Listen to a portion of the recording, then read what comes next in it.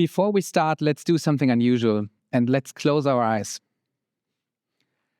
Think of the best day of your life, the birth of your child, your marriage, maybe your divorce. Seriously, something positive. Now, hold that feeling, open your eyes again, and on the count of 3, turn this feeling into a very, very loud cheer. 3, 2, 1, let's go. Okay, what you just had was a yeah moment. And a yeah moment essentially is something that feels pretty great and usually doesn't cost much. When I started my job as the medical director of a university children's hospital, I was actually quite shocked to realize that what I was seeing there is a hospital that was in a very bad condition. Why? Not the hospital per se, but the team was young, unexperienced, super overwhelmed with a lot of work. I got there really young, enthusiastic, wanted to turn things around. I sat down with the junior doctors and they told me essentially, you have to turn things around because many of us have already written a resignation letter. It's October now, that was 3 years ago from now. And if you've not turned things around by December, by Christmas, we're basically all gone. I felt like I just received a very bad fortune cookie saying you will die alone and poorly dressed. But this is not just my story. Across the world, healthcare systems are under enormous pressure. Populations are aging, chronic diseases are rising. Now add to that antimicrobial resistance and the fact that the very workforce that we depend on is shrinking due to brain drain and burnout.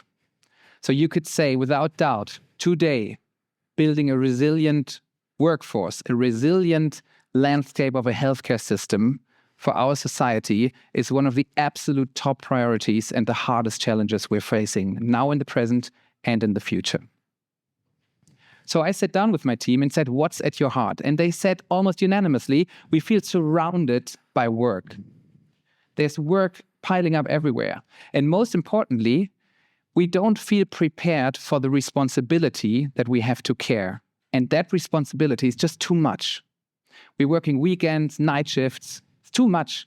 And we have to care of very sick people and children in this case. A good friend of mine works as an air traffic controller.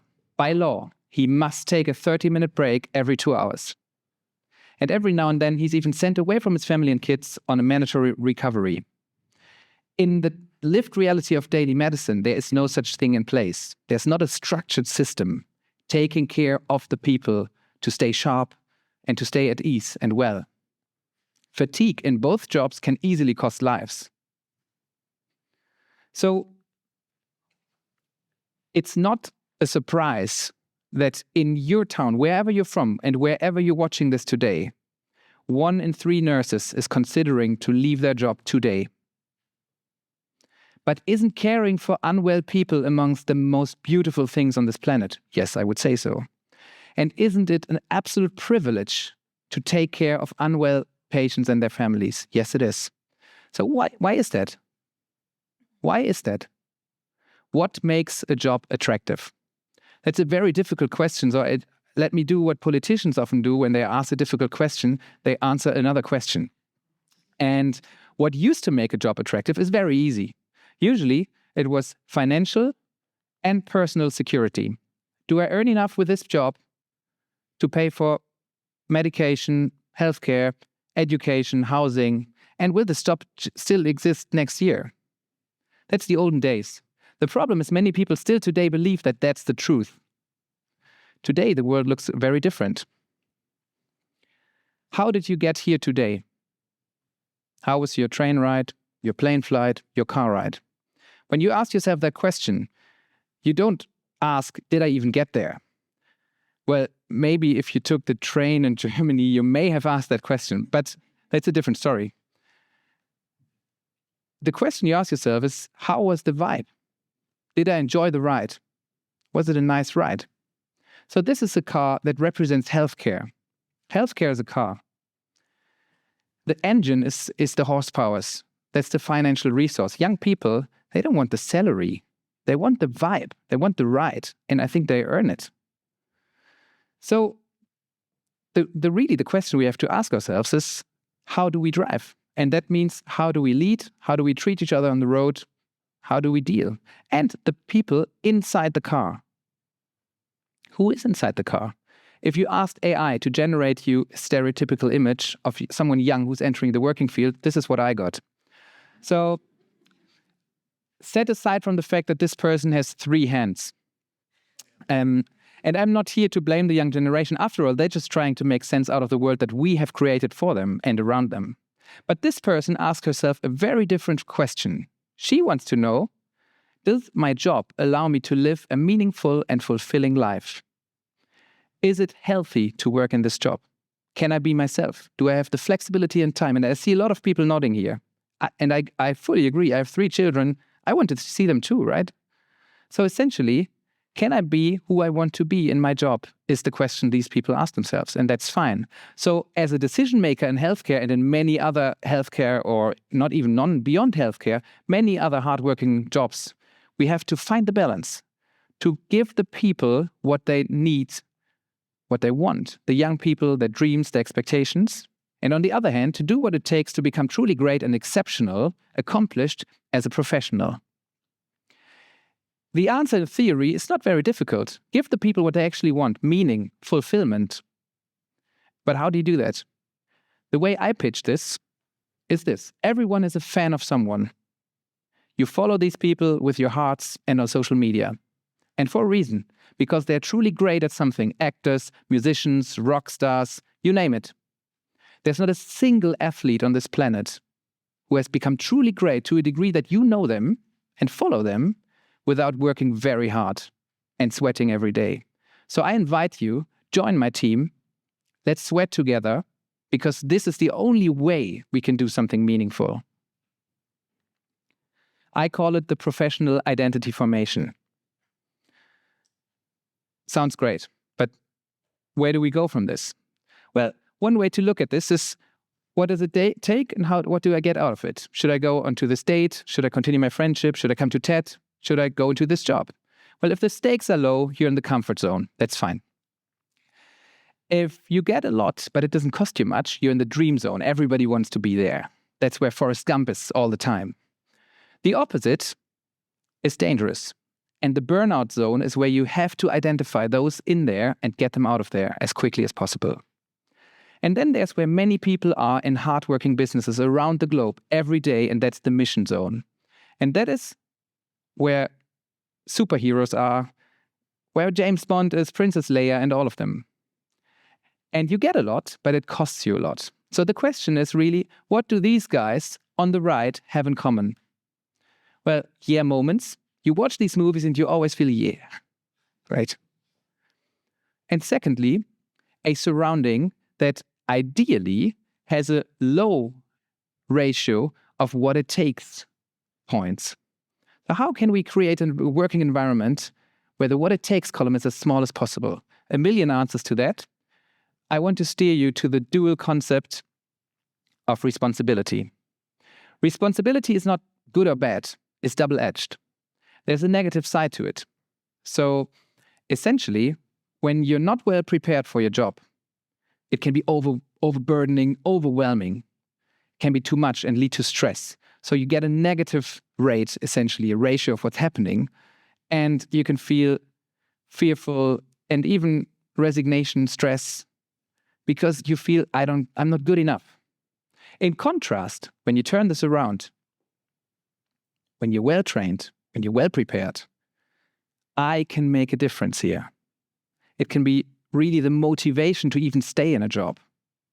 So essentially, when you're well prepared for your job, responsibility cannot break you, but can be the reason to be a job, to live a job, regardless of the circumstances. I work as a neonatal intensive care doctor. So this is unwell babies. We're not saving lives every day, but we could easily lose lives every day if we make mistakes.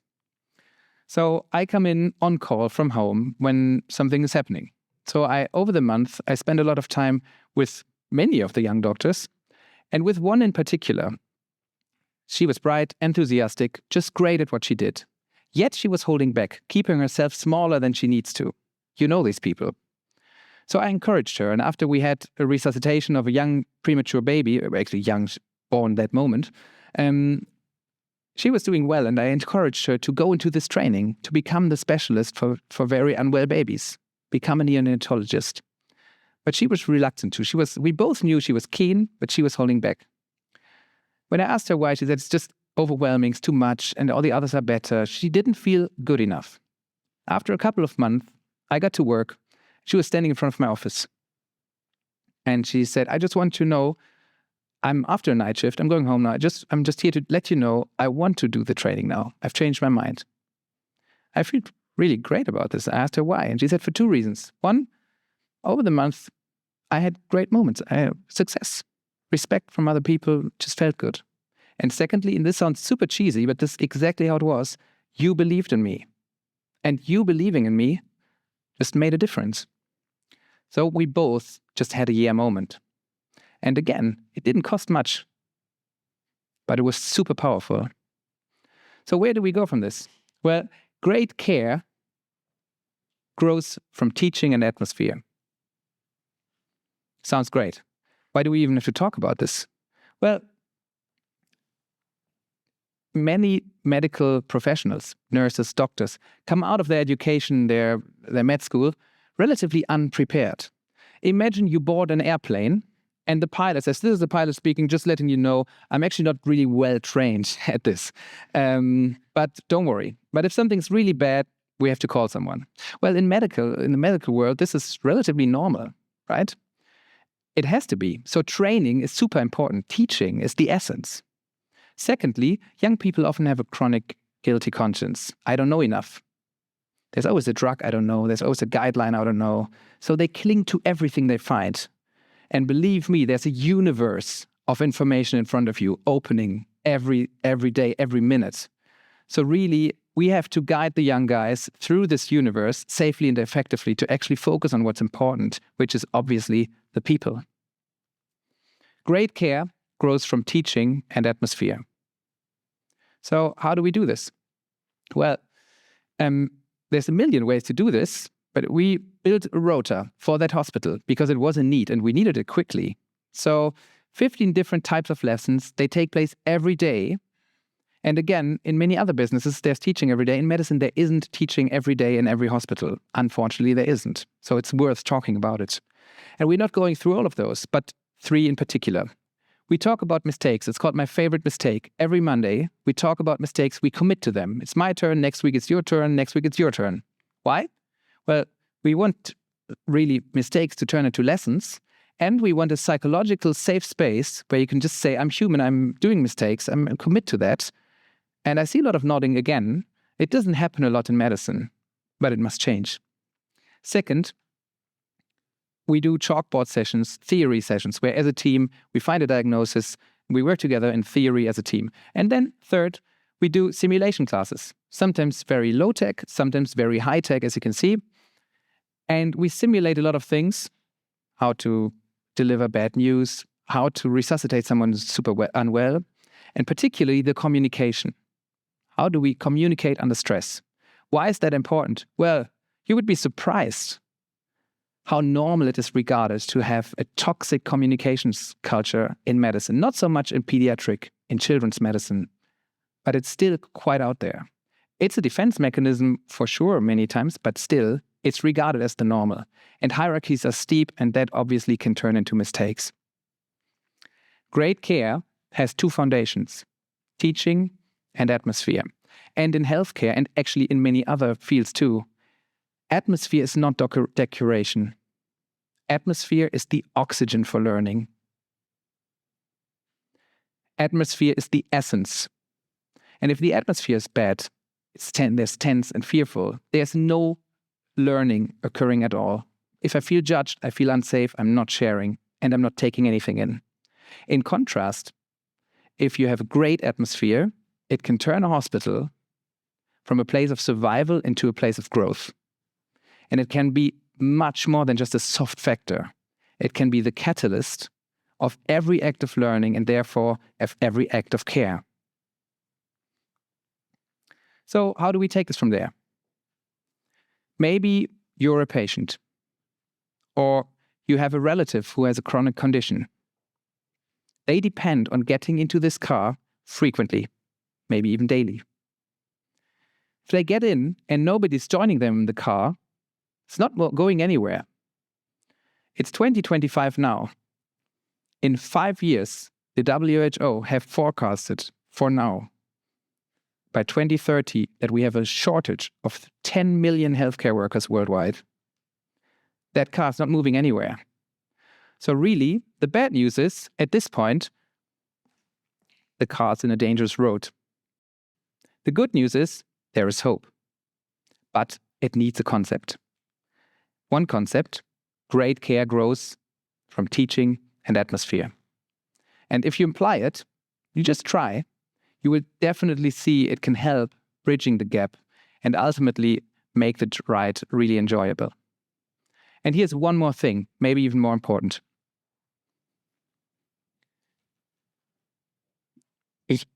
Hardworking people don't just deserve yeah moments, they depend on them.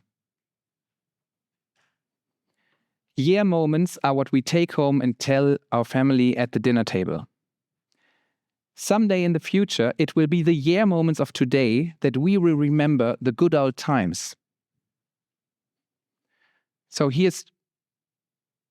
I cannot stress enough how important this is really. Yeah moments in a Superman movie are the superpowers. And in a romantic movie, it's the kissing scene. Take that away, and you take away the one thing that truly and definitely touches the human heart. So here's my idea worth spreading. Leaders must ensure that these yeah moments don't just happen by chance, but by design. And that is by creating an atmosphere that allows us to be ourselves, to be psychologically safe, to care for your job, your work, yourself, and if possible or necessary, to try again. So close your eyes one more time. Think of your favorite person, your best friend, your daughter, your favorite colleague. Imagine a scene where you happen to hear that somebody asked them, "How's your job? Have you picked the right one?" You don't want them to say yes. You want them to say, yeah. Thank you very much.